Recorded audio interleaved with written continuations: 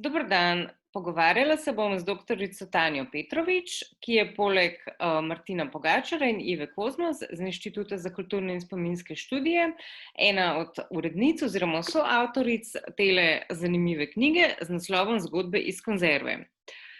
Tanja, povej nam, kako je prišlo do tega, da ste se odločili v knjigi izpostaviti in tako obširno obdelati nek na prvi pogled tako banalen predmet, kot je ribja konzerva, ki pa nosi sabo res veliko zgodb, kot vidimo. Na inštitutu imamo že zgodovino ukvarjanja z na prvi pogled navadnimi, banalnimi predmeti. S tem smo začeli že s knjigo Made in You, ki je prav tako se osredotočala na navadne predmete, ki so bili zmožni povedati veliko širše in družbeno bolj relevantne zgodbe. Enako gre tudi z konzervo, s tem, da je konzerva tudi globalno gledano res vozlični predmet, skozi katerega se prelamljajo res bistvene zgodovine človeštva v moderni dobi. Brez konzerve ne bi bilo modernosti na način, ko jo razumemo danes v 21. stoletju. Torej, to, kar smo imeli v 19. in 20. stoletju, je bilo čisto drugače.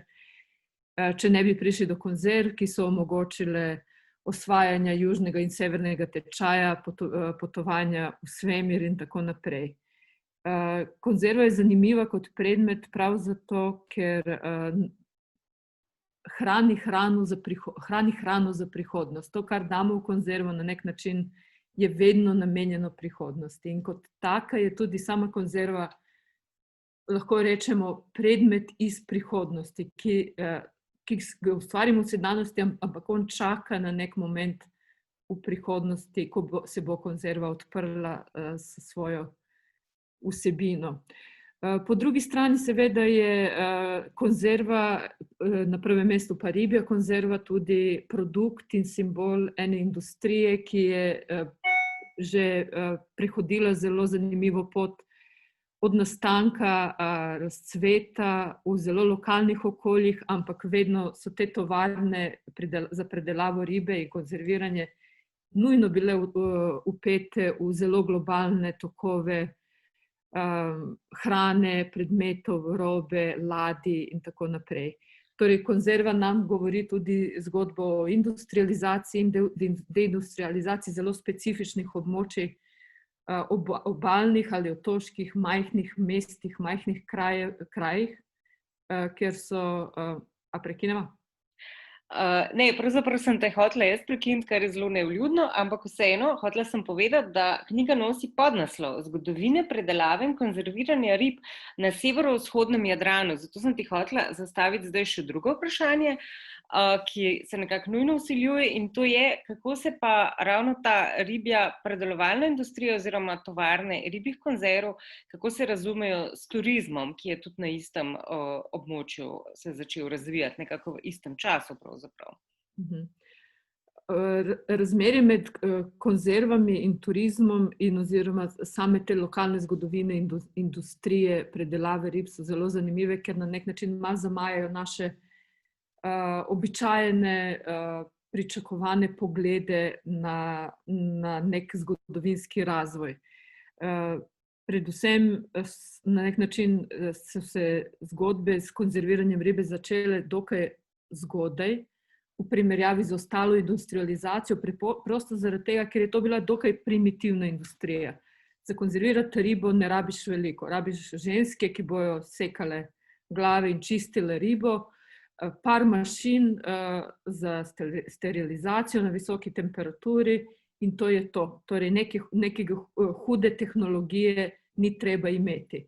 Zato so nastajale tovrstne tovarne v majhnih mestih, jih je bilo veliko in so proizvajale določene količine konzerv res na mikronivoju. V tem smislu se ta industrializacija začne in tudi konča prej kot mogoče neki drugi industrializacijski tokovi, ker je kjer je tehnologija igrala večjo vlogo. Enako je tudi seveda z tem odnosom med turizmom in konzervami.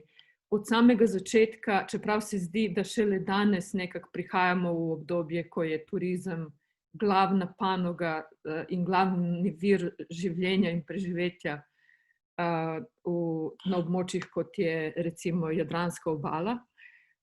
Pravzaprav je trčenje med industrijo, zlasti industrijo predelave rib, pa turizmom bilo ga je od zmeraj. Iz preprostega razloga, da kot vemo, riba smrdi, tudi predelava ribe ni najbolj dišeč proces. Tudi za ženske, ki so v teh tovarnih delali, je veljalo, da pač ne dišijo najboljš, čeprav so to lahko nadoknadile, ker so imele lastno plačo s tem, da so hodile v Trst in se lepo oblačile in imele zelo lepe pričeske.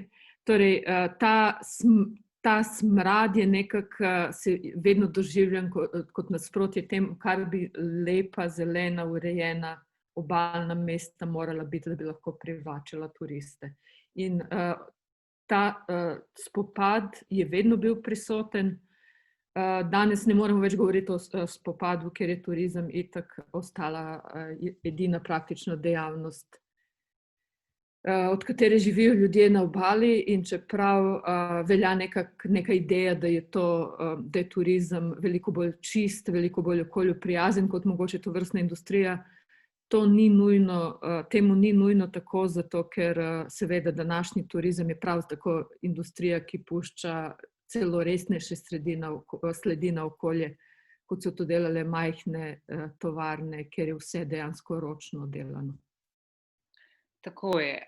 Torej, kupite knjigo in nikoli več ne boste gledali na konzervo z enakimi očmi kot prej. Hvala, Tanja.